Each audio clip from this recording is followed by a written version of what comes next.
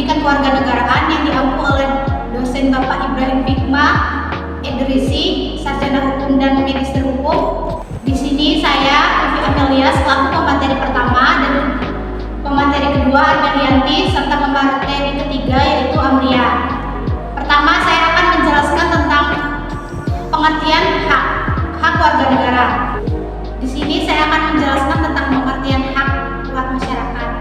Pengertian hak masyarakat bisa diartikan sebagai semua hal yang diperoleh atau didapatkan seorang warga negara, baik dalam bentuk kewenangan maupun kekuasaan. Pada dasarnya, hak adalah sesuatu yang bisa diterima atau dinikmati. Hal itu berarti kita berhak menerima hal-hal yang menjadi hak kita dan kita tidak boleh melanggar milik orang lain. Sebagai bagian dari bangsa dan negara, warga masyarakat memiliki hak yang harus dipenuhi oleh negara.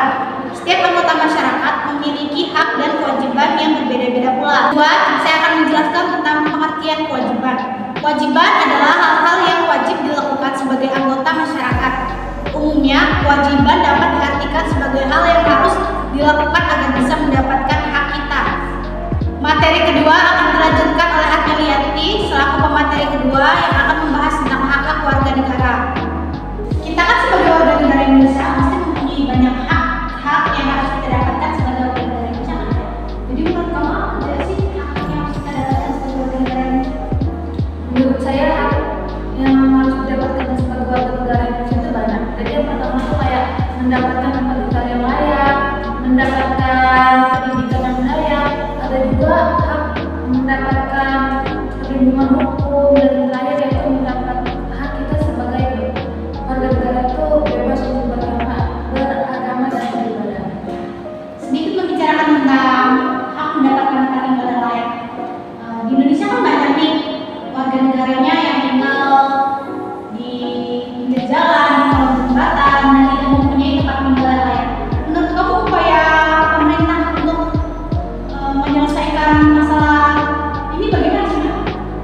Kalau menurut saya sih pemerintah harus membuka lowongan pekerjaan yang banyak sih biar warga negaranya bisa mendapatkan pekerjaan yang layak dan juga mendapatkan tempat tinggal yang layak.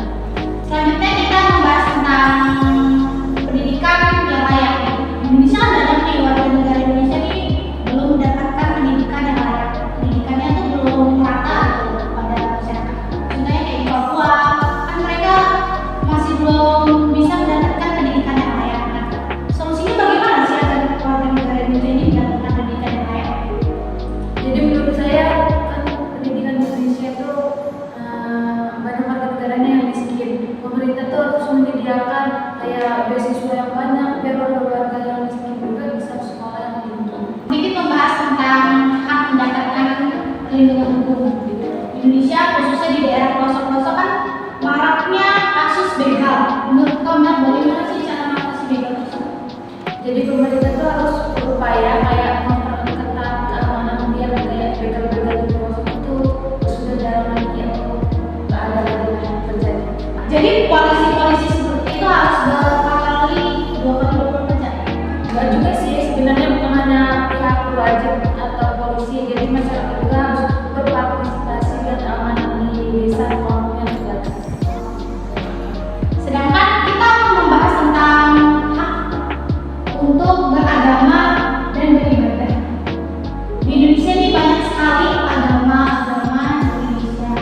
Nah, untuk menjaga toleransi antar agama Kan memang setiap warga negara tuh punya hak untuk bebas memeluk agama atau beribadah sesuai dengan keyakinannya masing-masing. Dan itu juga sudah tercantum pada pasal 29 ayat 2 Undang-Undang 1945. membicarakan tentang kewajiban. Kewajiban apa saja sih yang harus dilakukan oleh masyarakat Indonesia ini?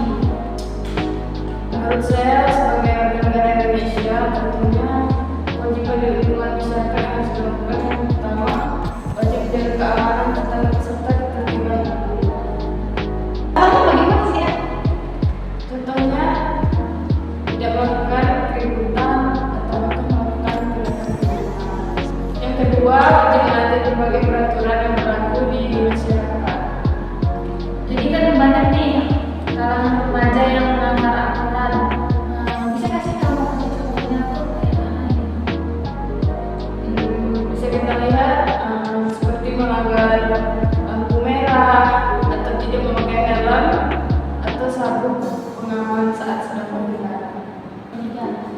Ketiga, wajib menghormati orang lain. Contohnya adalah wajib menjaga sopan santun ketika bertemu tetangga dan lingkungan sekitar kita. Yang keempat, wajib menjaga toleransi antar umat beragama. Contohnya dengan tidak mengganggu orang lain yang sedang beribadah dan tetap menjaga keamanan. Yang kelima, menjaga kelestarian alam. Contohnya adalah dengan menahan penggunaan pohon atau deforestasi, mengurangi penggunaan kendaraan bermotor dan plastik, tidak membuang sampah ke sungai atau laut, dan sudah mengolah sampah. Nah, jadi kalau membuang sampah ke sungai itu kan ada imbasnya dia bagi masyarakat. Bisa kita menjelaskan apa aja imbasnya? Jika kita sering membuang sampah sembarangan, terutama sering membuang sampah di sungai, imbasnya untuk kita, terutama orang di sekitar sungai tersebut, adalah dapat terjadinya banjir, tanah longsor, dan banyak lainnya. Untuk pembahasan selanjutnya yaitu kewajiban tentang membayar pajak. Menurut Amria, apa sih pengertian pajak itu? Menurut saya, pajak adalah kontribusi wajib kepada negara yang terutama oleh orang pribadi atau badan yang bersifat memaksa berdasarkan undang-undang dengan tidak mendapatkan imbalan secara langsung dan digunakan untuk keperluan negara bagi sebesar-besarnya kemakmuran rakyat. Lalu apakah ada definisi dan pengertian lainnya? Menurut saya juga, pajak adalah kewajiban finansial atau kontribusi yang dikenakan terhadap wajib pajak atau orang pribadi atau badan oleh negara atau institusi yang fungsinya setara dengan negara yang digunakan untuk membiayai berbagai macam pengeluaran publik. Berdasarkan dari definisi yang saya jelaskan tersebut, pada dasarnya pajak merupakan sebuah kewajiban oleh seseorang atau badan kepada negara yang diatur oleh undang-undang dan bersifat memaksa, serta digunakan untuk keperluan publik. Jadi di Indonesia ini menurut kamu ada berapa sistem jenis pajak sih?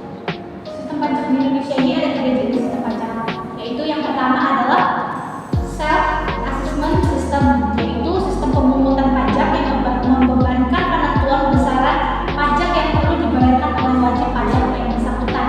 Kedua, official assessment system, yaitu sistem pemungutan pajak yang membebankan wewenang untuk menentukan besarnya pajak terletak pada Fiskus atau petugas perpajakan sebagai pemungutan pajak. Ketiga, withholding assessment system, yaitu sistem yang mana besarnya pajak dihitung oleh pihak ketiga yang bukan merupakan wajib pajak, juga bukan petugas perpajakan. Jadi kenapa sih menurut kamu setiap warga Indonesia itu harus membayar pajak? Menurut saya, melakukan pembayaran pajak kepada negara yakni diyakini sebagai bukti bahwa bakti kepada negara.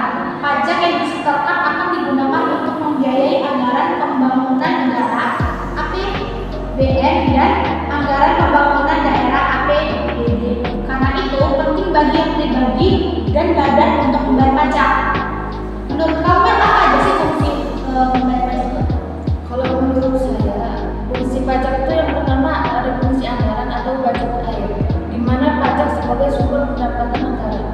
Lalu yang kedua ada fungsi pengatur atau reguler, digunakan sebagai untuk mendapatkan tujuan, contohnya itu kayak memberikan fasilitas keringanan pajak. Terus selanjutnya ada fungsi stabilitas.